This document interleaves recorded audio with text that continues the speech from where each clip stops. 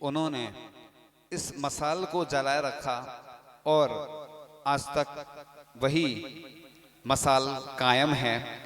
आज उसी कड़ी में चर्चा करते हैं। सम्राट अशोक का विवाह लिच्छवी वंश की राजकुमारी से हुआ। वह आलू प्याज का सेवन करती थी और दिव्य वादन ग्रंथ संस्कृत में लिखा। रानी ने अशोक के भोजन में प्याज परोसा।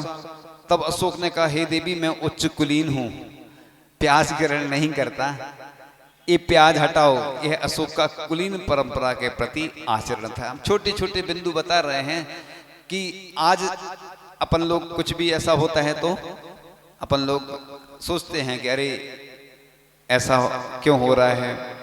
तो फिर आगे के बिंदु की ओर चलते हैं कि भारतीय स्वतंत्रता संग्राम की लड़ाई में जिन्होंने सत्य और अहिंसा के बल पर भारत को सैकड़ों वर्षों की अंग्रेजों की गुलामी से स्वतंत्र कराया, ऐसे राष्ट्रपिता महात्मा गांधी का जीवन जैन संस्कारों से प्रभावित था। इसलिए मैं बोल रहा हूं कि एक प्रसिद्ध व्यक्ति हैं किशनगढ़ के, उनका जब बेटा विदेश गया पढ़ने के लिए तो आचार्य जी ने आशीर्वाद दिया और उसने खुद स्वयं भोजन बनाया जितने दिन वह विदेश में रहा। जबकि वो चाहता तो कितने सारे नौकर अपने साथ ले जा सकता रखता, लेकिन ये कहलाती है भारतीय संस्कृति। तो ऐसे राष्ट्रपिता महात्मा गांधी का जीवन जैन संस्कारों से प्रभावित था। जब मोहनदास करमचंद गांधी ने अपनी माता पुतली बाई से पढ़ाई के लिए विदेश जाने की अनुमति मांगी, तब उनकी मां ने अनुमति प्रदान नहीं की, क्योंकि मां को संदेह था कि यह विदेश जाकर मांस आदि का भक्षण करने न लग जाए। उस समय तक जैन मुनि बेचरजी स्वामी के समक्ष गांधी जी के द्वारा 3 प्रतिज्ञा ली गई: मांस, शराब व परस्त्री सेवन का त्याग।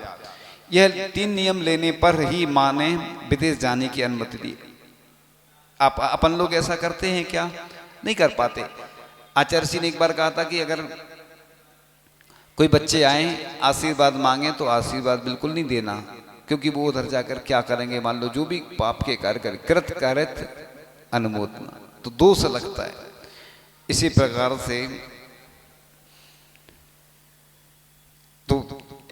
से सन 1981 की बात थी कि गोमटेश्वर में महामस्तकाभिषेक होना था। कार्यक्रम देश की तत्कालीन प्रधानमंत्री श्रीमती इंदिरा गांधी का जाना हुआ। तब वापस संसद में आई तो सांसदों ने चुटकी ली, अब तो आप जैन हो गई। तब इंदिरा गांधी ने कहा कि मैं क्या, सारा भारत जैन है, क्योंकि हमारा देश सत्य अहिंसा पर विश्वास रखता है एवं जैन धर्म का मूल सिद्धांत भी सत्य अहिंसा है।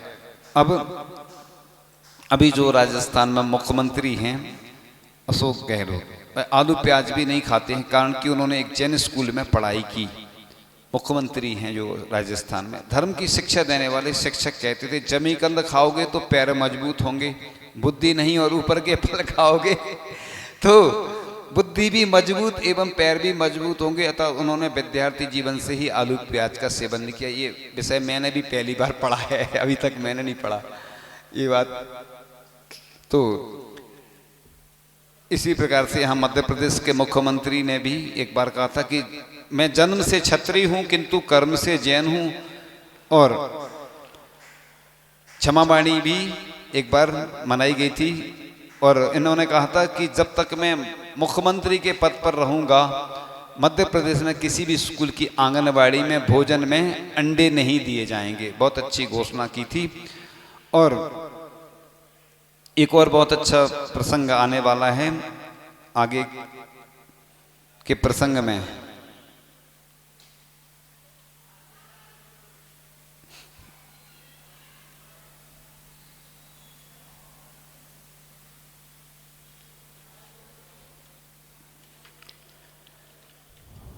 हाँ, बहुत अच्छा प्रसंग कि भारत के पूर्व प्रधानमंत्री थे। ये संस्मरण इसलिए सुनाए जा रहे हैं, आप लोग सब इशारा समझ गए कि क्यों सुनाए जा रहे हैं। इसको जैन धर्म से तो जोड़कर दिखाया जा रहा है, उसके साथ साथ ये भी दिखाया जा रहा है कि जब अन्य लोग ऐसा कर सकते तो हम क्यों नहीं कर सकते, क्योंकि हम लोग बहाने बनाते हैं। इसलिए ये बताया जा रहा है, इससे आपका और श्रद्धा मजबूत होगा कि मोरारजी देसाई विदेश में एक सभा में गए, पूरा दिन बीत गया, सायंकाल भोजन का समय होती ही देसाई जी सभा में मौन पूर्वक उठकर चले गए और भोजन कर पुनः सभा में आकर बैठ गए। सभा संचालक को यह व्यवहार अच्छा नहीं लगा, पूछा देसाई जी से, आप सभा का अनुशासन भंग कर बीच में उठकर क्यों चले गए? देसाई जी ने कहा, मैं भोजन करने गया था। संचालक महोदय ने कहा, भोजन के लिए समय ठीक नहीं था, भोजन तो बाद में भी किया जा सकता था। देसाई जी ने कहा कि मैं राजनीति के लिए धर्म नीति का त्याग नहीं कर सकता, मैं रात्रि भोजन नहीं करता, अतः दिन में मेरा भोजन करना कर्तव्य है। यह है भारत के पूर्व प्रधानमंत्री की मिसाल। देखो, तो ये इन चीज़ों से बहुत प्रभाव पड़ता है। लोग सोचते हैं कि कुछ नहीं होगा। अगर अपन नियम के पक्के हैं तो निश्चित रूप से एक बार पूज्य आचार्य भगवान के पास राष्ट्रपति महोदय को आना था अमरकंटक में, और आचार्य श्री से अपने बीच के लोग जो रहते हैं ना, अपने यहाँ के विशिष्ट लोग, तो उन्होंने कहा, आचार्य श्री आप सामयिक का टाइम परिवर्तित कर लें, क्योंकि राष्ट्रपति को और समय वो सेट नहीं हो पा रहा उनका। आचार्य श्री ने कहा, उनको आना हो तो आए, नहीं आना हो तो नहीं आए, हमारा जो समय सामयिक का है उसमें कोई हम परिवर्तन नहीं कर सकते। तो ऐसी कई घटनाएं प्रभावित करने वाली होती हैं कि किस तरह से। अब देखो, एक और प्रसंग आने वाला है कि कुंडलपुर जो बिहार में है, उधर नंद्यावर्त राजप्रसाद का जिनालय का निर्माण हुआ, तब उसके लोकार्पण हेतु भारत के तत्कालीन महामहिम राष्ट्रपति एपीजे अब्दुल कलाम को आमंत्रित किया गया था।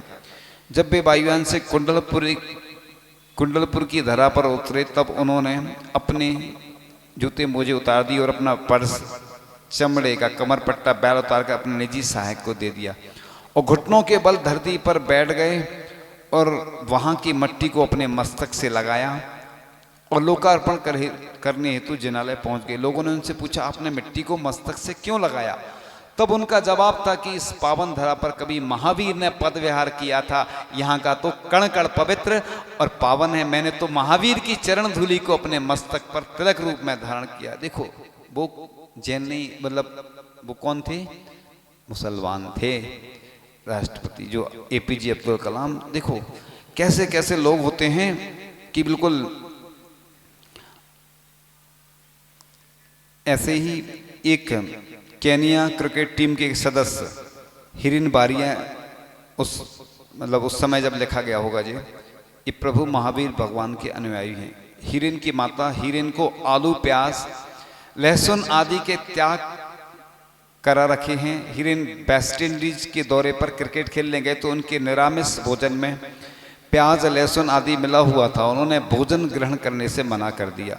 जब तक केनिया क्रिकेट दल वेस्ट इंडीज दौरे पर रहा, हिरेन दही, चावल आदि खाकर काम चलाते रहे। देखो, अपन लोग कहते हैं कि सब चलता है। एक ऐसे कवि हुए हैं, मुस्लिम कवि अब्दुल गफ्फार, अपनी काव्य रचना का पाठ करते हुए रमोकार मंत्र की महिमा बताते हुए उन्होंने कहा कि विश्व में हजारों मंत्र हैं, कुछ मंत्र वशीकरण करते हैं, कुछ मंत्र वैवाहिक बंधन में बांधते हैं, पर रमोकार महामंत्र सभी मंत्रों का राजा है जो आत्म कल्याण कराता है। उन्होंने अपनी कविता में 24 तीर्थंकरों के गुणों का गायन क्रमबद्ध तीर्थंकर भगवान का नाम लेकर किया। एक ऐसे ही सिनेमा जगत के प्रसिद्ध, इसमें ये जो दिए हैं प्रसंग बहुत अच्छे प्रसंग हैं और ग्रंथ में दिए हैं। सोचिए आप, ग्रंथ में दिए हैं, क्यों दिए?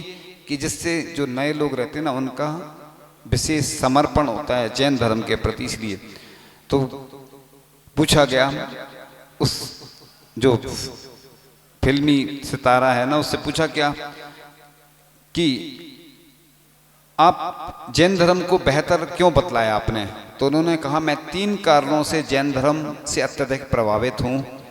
एक तो पहला नंबर अहिंसा, दूसरा नंबर जितना आवश्यक उतना संग्रह करना अर्थात अपरिग्रहवाद, तीसरा विचारों की मतभेदता से कोई झगड़ा नहीं, सभी को विचारों की स्वतंत्रता, मतभेद के बाद भी सभी से समानता का व्यवहार एवं सभी जीवों से मैत्री भाव। इस तरह से अब हम नाम नहीं लेना चाहेंगे, कारण कुछ और होते हैं ना।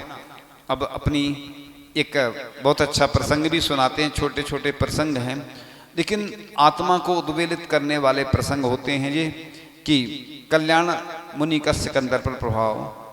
जब यूनानी शासक सिकंदर ने भारत पर आक्रमण 327 ईस्वी पूर्व में किया, वह भारत आकर कुछ राज्यों में विजय प्राप्त करके वापस लौट रहा था। तब उसने तक्षशिला के पास एक उद्यान में बहुत से नग्न जैन मुनियों को तपस्यारत देखा। उसने अपने एक दूत को भेजकर मुनिराजों को बुलवाना चाहा, लेकिन मुनिराज ऐसे नहीं जाते कि कोई बुलाने आए तो चले जाएं। हाँ, कोई पंच कल्याणक हो, वेदी प्रतिष्ठा हो, मंदिर का कोई कार्य हो, कोई गौशाला परोपकार का कार्य हो, कोई की संलेखना चल रही हो, तो ही मुनिराज जाते हैं, बाकी ऐसे नहीं जाते। तो लेकिन मुनिराज नहीं आए। तब सिकंदर स्वयं उस स्थान पर पहुंचा और दिगंबर मुनिराजों के तप को देखकर बहुत प्रभावित हुआ। उनमें से एक कल्याण मुनि थे, जिनसे सिकंदर ने यूनान में धर्म प्रचार करने की प्रार्थना की और उसके बहुत आग्रह से कल्याण मुनि उसके साथ गए। नग्न रहना, भूमि शोधन कर चलना, हरित काय का विराधन ना करना, किसी का निमंत्रण स्वीकार ना करना इत्यादि जिन नियमों का पालन मुनि कल्याण और उनके सभी मुनिगण करते थे, उनसे यूनानी बहुत प्रभावित थे। मुनि कल्याण ज्योतिष शास्त्र में निष्णात थे। उन्होंने बहुत सी भविष्यवाणियां की थी और सिकंदर की मृत्यु को भी उन्होंने पहले से घोषित कर दिया था। इन दिगंबर जैन श्रमणों की शिक्षा का यूनानी पर विशेष प्रभाव पड़ा। यूनान के एथेंस शहर में कल्याण मुनि का समाधि स्थल बना है। वैसे तो विदेश नहीं जाते, लेकिन कई बार ऐसी स्थिति बन जाती, जैसे आचार्य भगवान बड़े बड़े शहरों में यहाँ आ गए थे। वैसे तो आचार्य श्री क्षेत्रों पे, तीर्थ क्षेत्रों पे चतुर्मास करते हैं, लेकिन कई बार लोगों की भावना हो जाती है तो फिर आचार्य भगवान सोचते हैं कि चलो भैया अकेला। कई लोग बोलते हैं कि शहर में क्या आवश्यकता है, तो हम बोलते हैं कि जैसे छोटे छोटे गांव में जाते हैं, नगरों में जाते हैं, अगर शहरों में नहीं जाएंगे तो शहर के लोग कैसे हो जाएंगे, संस्कारहीन हो जाएंगे। इसलिए दिगंबर मुनि कब किसके पुण्य के प्रभाव से कहाँ चले जाएं कोई भरोसा नहीं रहता, क्योंकि उनको सब देखो, हर व्यक्ति को अपने परिवार की चिंता रहती, अपनी चिंता रहती, किसी को हर प्रत्येक जीव का कल्याण हो। ऐसे दिगंबर साधु होते जिनको चिंता होती है।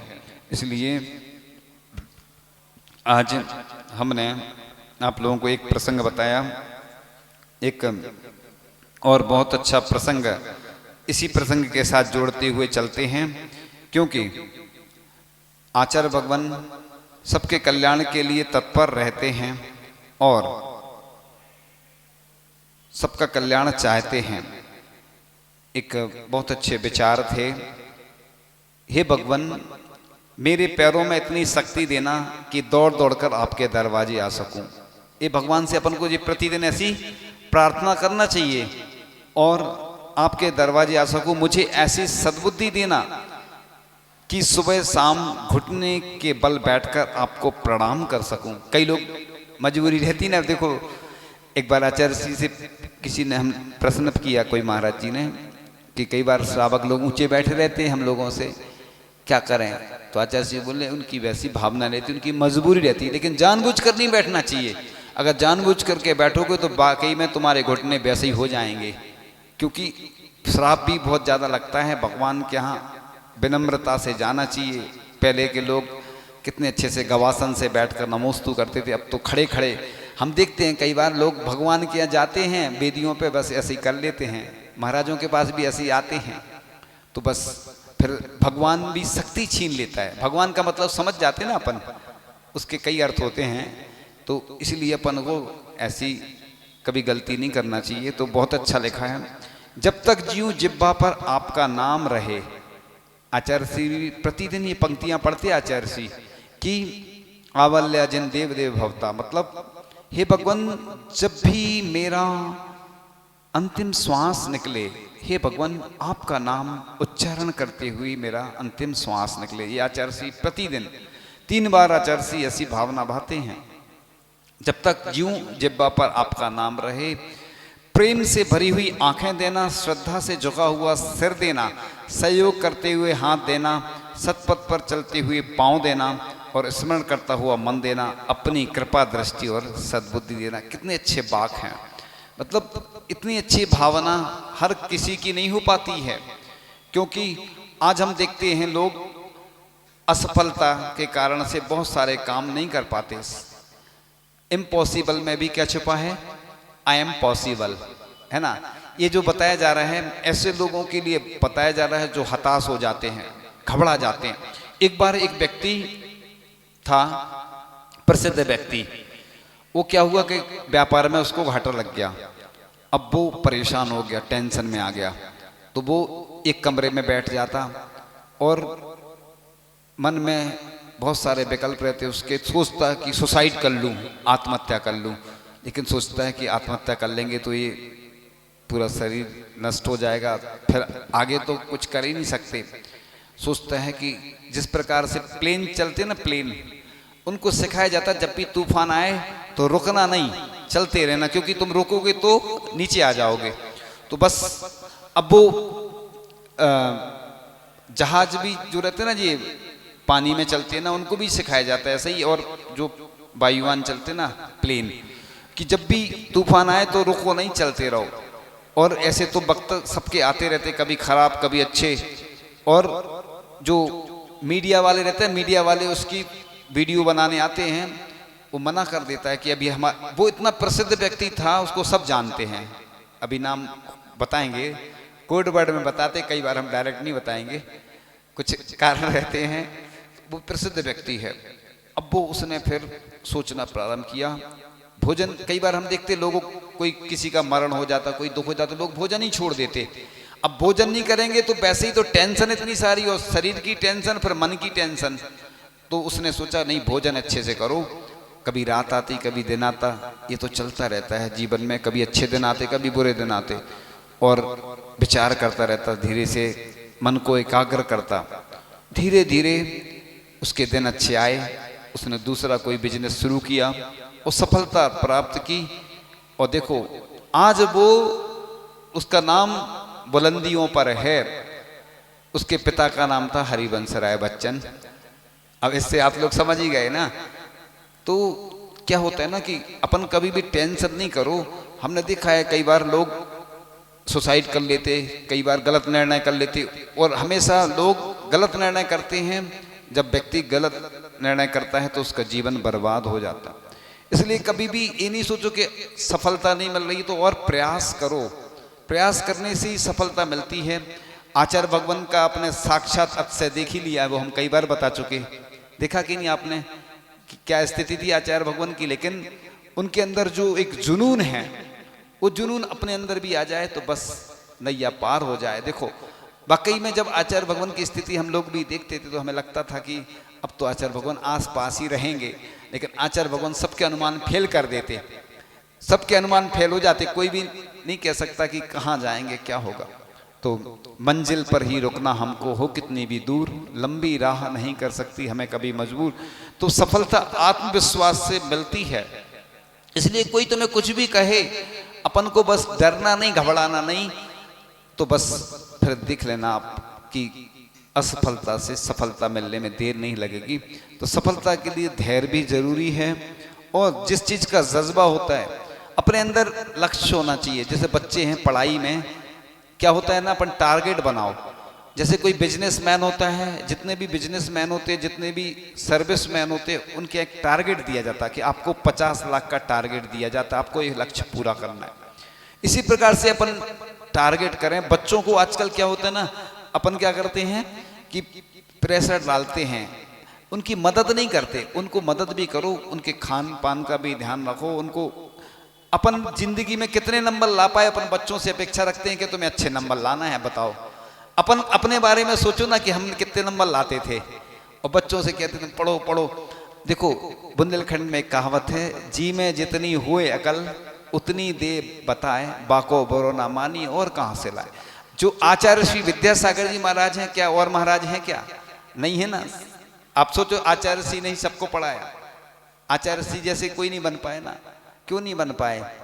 तो सब इतने सारे शिष्य हैं और आचार्य श्री के अलावा भी कितने सारे हैं, लेकिन जिसका जैसा योग होता है पुण्य। और जैसे पूज्य ज्ञान सागर महाराज की जितनी अच्छी बुद्धि थी, क्या वैसी आज वर्तमान में किसी की है? वो बिना ग्रंथ के पढ़ लेते थे। हमें तो कभी कभी ताज्जुब सा होता है कि बिना ग्रंथ के कैसे उन्हें याद था, पूरे ग्रंथ याद थे।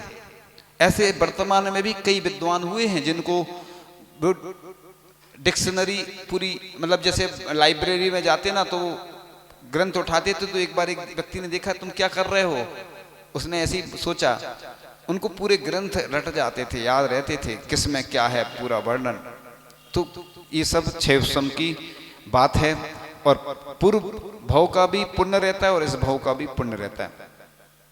तो अगर आप दिल से चाह लें तो उसके लिए पूरी दुनिया झुक जाती है। जिद्दी होना पड़ता, त्याग करना, जिद करो दुनिया बदलो, यानी अपन दुनिया को बदल सकते, जिद कर लो बस। जैसे आचार्य सिंह ने जिद कर ली ना कि हमें वहां जाना है, कहाँ? सिरपुर, शिवपुर नहीं, सिरपुर तो जाएंगे वो, लेकिन अभी तो उधरी उसी ओर उनके कदम बढ़ते चले गए। तो बड़े लक्ष्य तय करते हैं तो सफलता निश्चित रूप से मिलती है।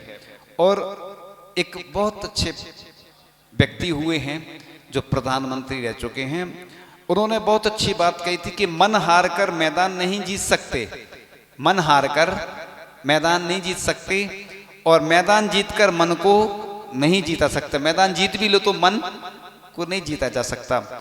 ऐसे अटल बिहारी वाजपेयी की पंक्तियां थी।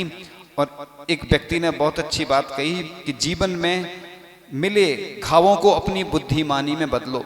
कई बार हम देखते ना, लोग अपन को कई बार घाव दे जाते ना, तो उसको चेंज करो। एक अपने यहाँ बहुत अच्छा सूत्र है, ये आचार्य कुंद भगवान का सूत्र है।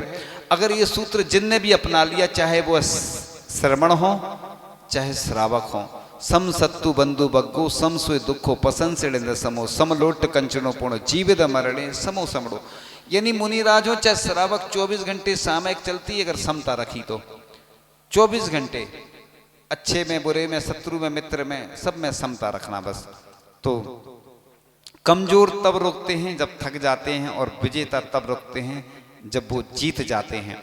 अभी लेते हैं ब्रेक, क्योंकि अभी विषय तो बहुत सारा था, लेकिन अगले एपिसोड में चर्चा होगी। इन्हीं भावनाओं के साथ एक नए भजन के साथ आप लोगों को। मेरा छोटा सा परिवार, गुरु आ जाओ एक बार, कब से अखियां तुम्हें निहारे, कब आओगे मेरे नाथ, कब मैं चरण पखारूं तेरे, कब थामोगे मेरा हाथ, मेरा करने को उद्धार, गुरु आ जाओ एक बार। मेरा छोटा सा परिवार, गुरु आ जाओ एक बार। जिसने भी गुरु तुम्हें पुकारा, उसका देते हो तुम साथ, कब से शीश झुका है मेरा, कब रखोगे इस पर हाथ, मेरी सुनने करुण पुकार, गुरु आ जाओ एक बार। मेरा छोटा सा परिवार, गुरु आ जाओ एक बार। अब ये आपकी तरफ से बोल रहे हैं, नहीं तो कई ऐसे रहते भजन किसके लिए बनते हैं। नवधा भक्ति करके मुझको थोड़ा पुण्य कमाना है, उससे फिर अपनी नगरी में चातुर्मास कराना है, अब करने चातुर्मास, गुरु आ जाओ एक बार। मेरा छोटा सा परिवार, गुरु आ जाओ एक बार। मैंने अपना फर्ज निभाया घर पर चौक पुराने का, तू भी अपना फर्ज निभा ले अब चौकी में आने का, अब लेने को आहार, गुरु आ जाओ एक बार। मेरा छोटा सा परिवार, गुरु आ जाओ एक बार। चातुर्मास पुण्य वेला में गुरु कुछ ऐसा कर देना, दीक्षा देकर गुरु भक्तों को अपने साथ ही रख लेना, मेरी करने नैया पार गुरु आ जाओ एक बार, मेरा छोटा सा परिवार गुरु आ जाओ एक बार। आप लोगों की तरफ से एक भजन हमने पढ़ दिया, क्योंकि कुछ स्तुतियाँ रहती हैं आपकी ओर से रहती हैं, वो आपके लिए ही अच्छी लगती हैं, लेकिन हम भी कई बार आप लोगों की ओर से पढ़ लेते हैं इन्हीं भावनाओं के साथ। जिन वाणी के ज्ञान ते सूझे लोकालो, सो वाणी मस्तक नमो सदा दे तू हूँ दो। हे जिन वाणी भारती माँ तो हिज पौन, जो तेरी शरणा गए सो पावे सुख चैन। देव भजो अरिहंत को गुरु सेवा निर्गंध, दया धर्म पालो सदा यही मोक्ष का पंथ।